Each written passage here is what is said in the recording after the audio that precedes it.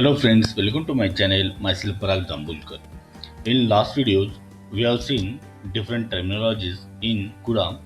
Also, we have seen memory architecture of GPU. In this video, we'll see how to write first program in CUDA. So, just like when we learn any new programming language, so first program that we run in that programming language is Hello World. Similar to that, for parallel programming, so the hello world program is addition of two one-dimensional array.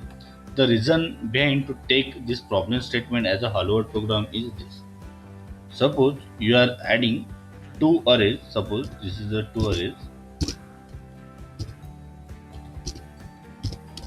It has some elements like this 1, 2, 3, 4, 5. And suppose you have another array with these elements.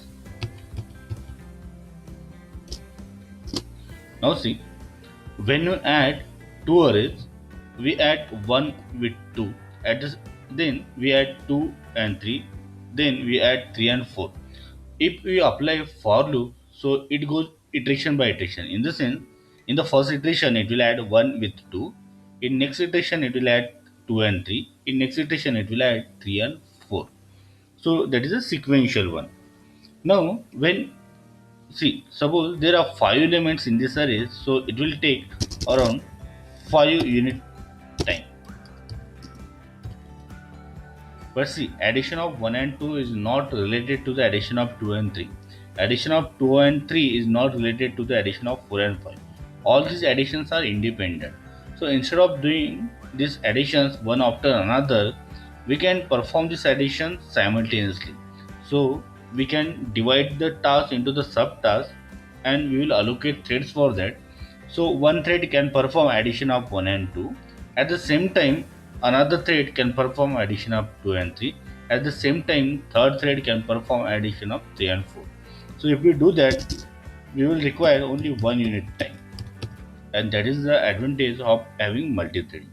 So for parallel programming, it is a hello world program. So addition of two one-dimensional arrays become a hello world program in parallel programming or parallel computing. So in CUDA, we'll go with addition of two one-dimensional arrays. So in this video, I will tell you how to write first program in CUDA. So this is the main function. As this code is written in C language, this is the main function. Execution starts from the main function. Now see, here we have declared two arrays A and B, and we will add them, and we want that addition in array C. But we don't want to do this addition on our CPU. We want this addition should be happen on a GPU, and for that purpose we have taken these three pointers. Now we will allocate memory to these pointers, and that memory that we will allocate, that will be from GPU. To allocate the memory from the GPU, we have to use CUDA-malloc function.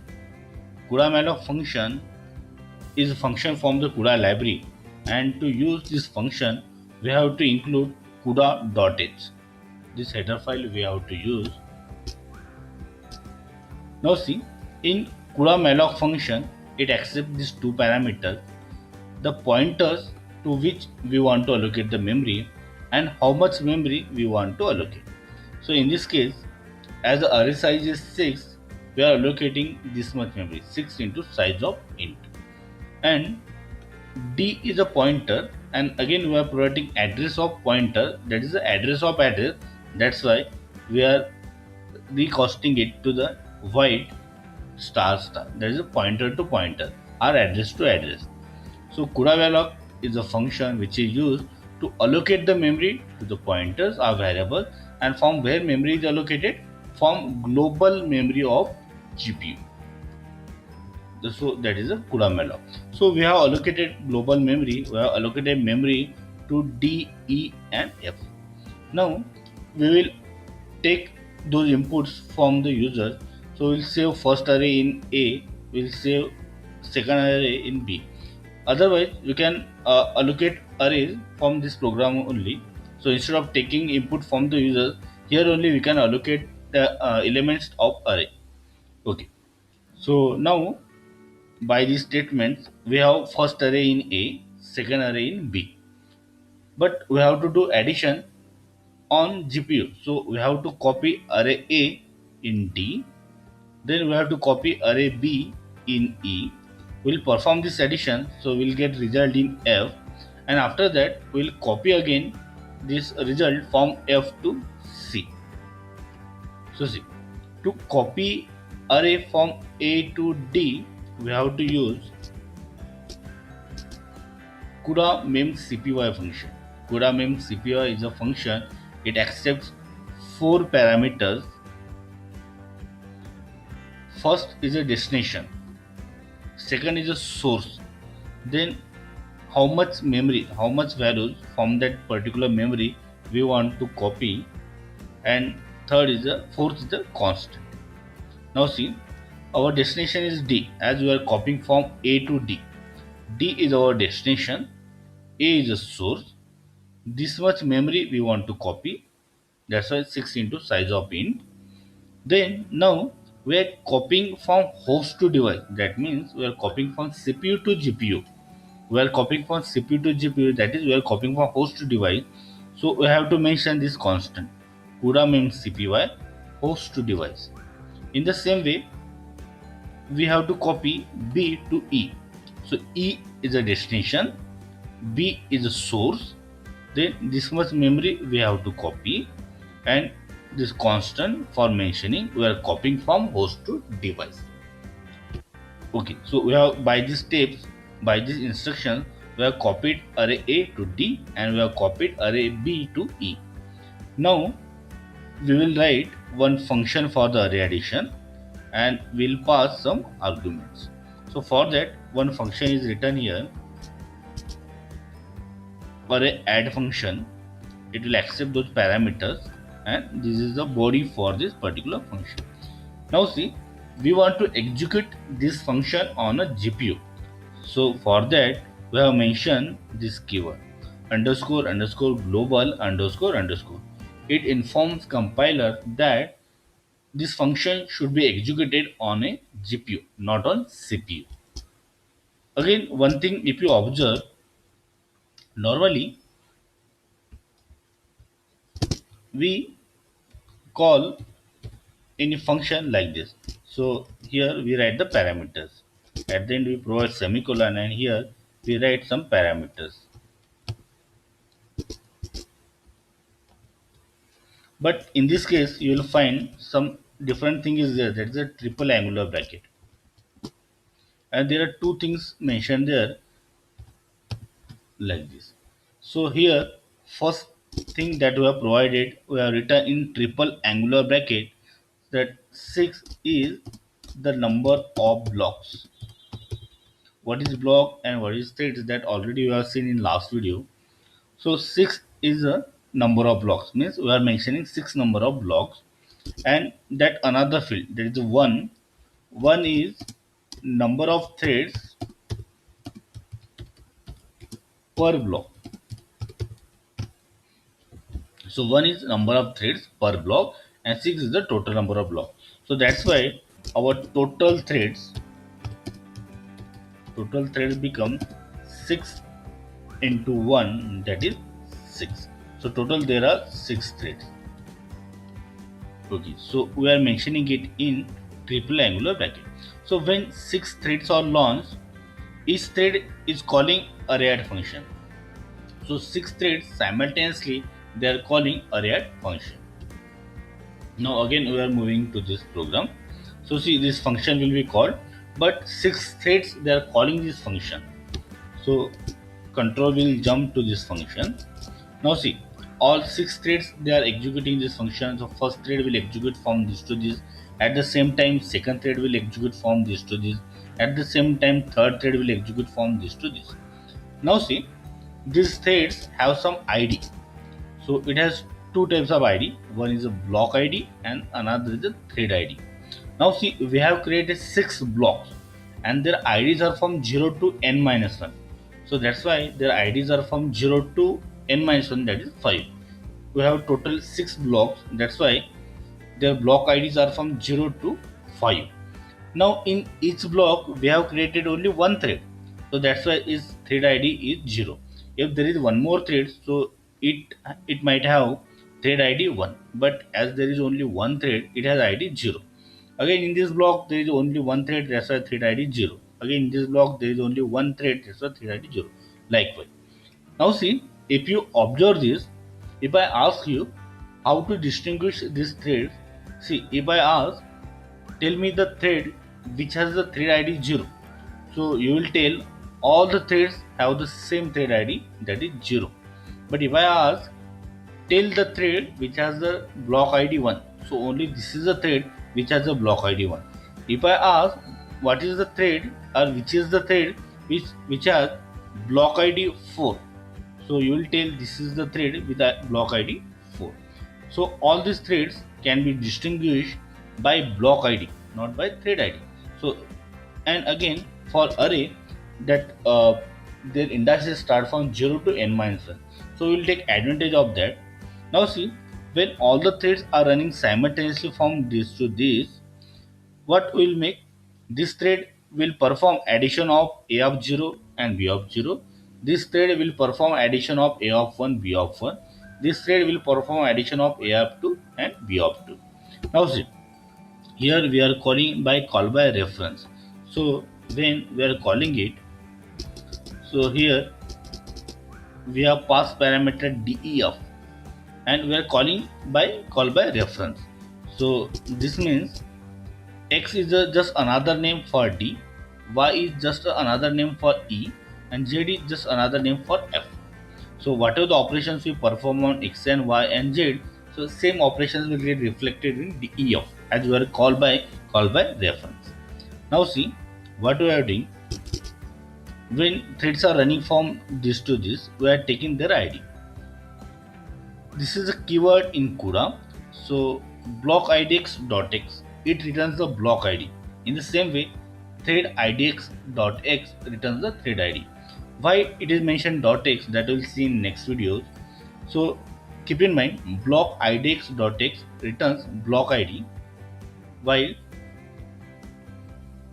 keep in mind block idx.x returns block ID, while thread idx.x returns thread ID. So here block IDs are different, so that's why we are taking block ID and that we are saving in variable ID and then we are adding. Now see, when thread with block ID 0 execute this, it will execute x of 0 plus y of 0. Then a thread with block ID 1, what it will do? It will add x of 1 with y of 1.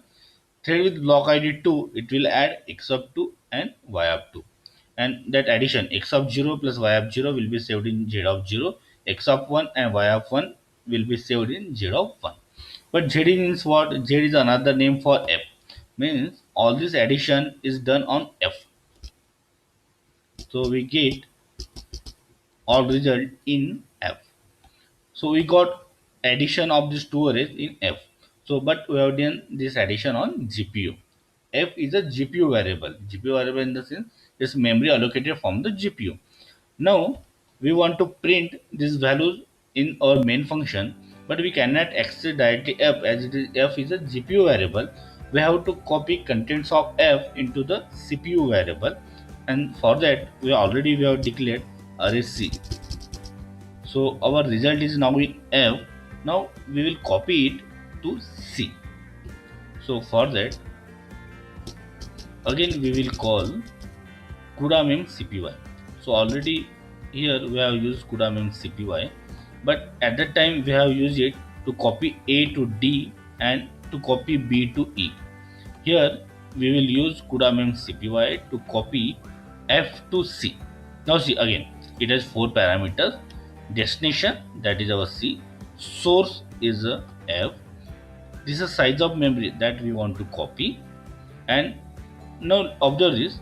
Here it was CUDA mem cpy host to device, and here it is CUDA means CPY device to host. By device to host, device is GPU, host is a CPU.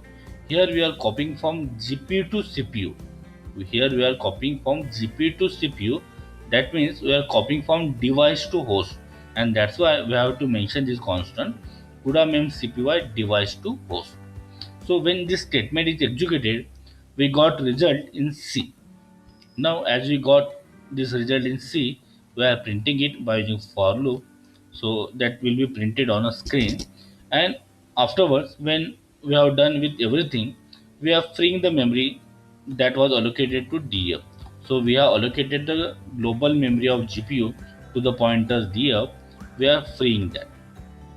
So in this way, we can perform the addition of two arrays. Now see, in this case, what we have done, we have used 6 blocks and one thread per block, and that's why while calling this function, we have mentioned 6 comma 1. 6 is the total number of blocks and 1 is the number of threads per block. Now what we will do in second case, we will create only one block, and in that block we will create 6 threads. So look at this, it is the same program. What is the difference? There it was 6 comma 1, here it is the 1 comma 6. So that means total number of blocks is 1, total number of block is 1, and number of threads per block is 6. Now see,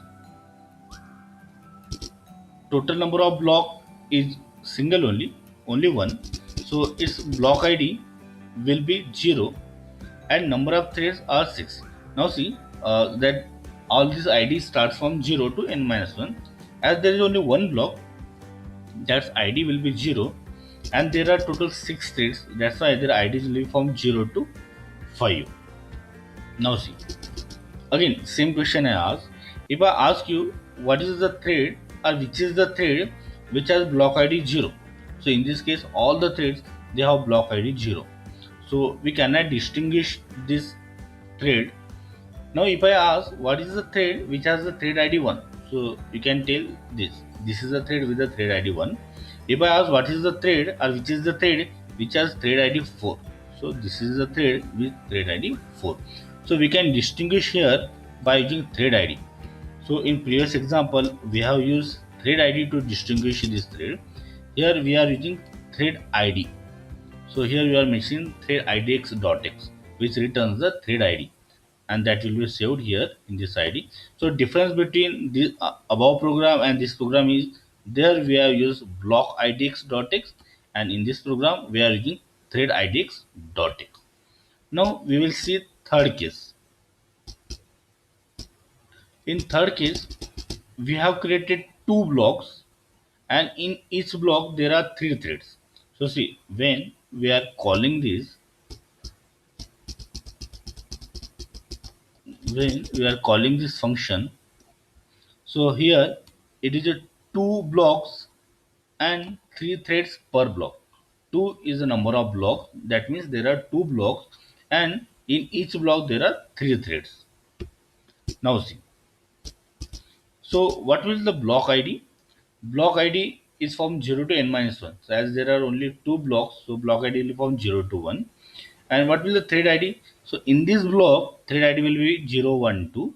In this block, thread ID will be 0, 1, 2. And again, same question. If I ask, tell me the threads which have block ID 0. So all these threads we have the block ID 0. All these threads have the block ID 1. Again, if I ask which is the thread which has the block ID, which has the thread ID 1. So this thread has thread ID 1, and this thread also has thread ID 1. So now it is difficult to identify or distinguish thread with block ID or thread ID. But what ID we want? We want ID like this 0, 1, 2, 3, 4, 5. So neither we can use block ID nor we use thread ID. So we have to combine both block ID and thread ID. So to combine block ID and thread ID so that we will get this ID, so we use this formula. Block idx.x returns block ID, thread idx.x return thread ID, Now see the one more term we have used, blockdim.x. Blockdim.x returns the dimension as size of block. Size of block in the sense number of threads in a block. So it is the number of threads per block. So how many threads are there in a one block? Here are the three. So this returns 3.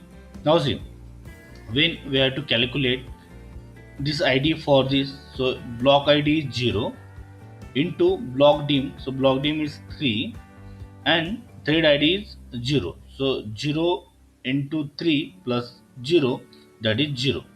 Now see for this, what is the block ID? 0 into 3, 0 into 3 plus 1, that's why 1. For this block ID is 0, so 0 into 3, block dim is 3, 0 into 3 plus 2, thread ID 2, that's why 2. Now for this block ID is 1, 1 into block dim, so that is 3. So 1 into 3 plus 0, so 1 into 3 plus 0 is 3. Now see for this 1 into 3 plus 1, that is the 4. Now for this 1 into 3 plus 2, that is 5. So we got individual ID and that ID we are using here. So here I have mentioned that thing. Block IDX.x returns block ID. Thread IDX.x gives thread ID. Blockdim.x returns the size of a block, that is the number of threads in one block. So likewise we can perform the addition of two arrays. I will provide this link in description box. From there you can take this program. So friends, I hope you like this video. If yes, then click on like, subscribe to the channel and don't forget to press bell icon so that you will get notifications of my next video. So stay connected. Thank you.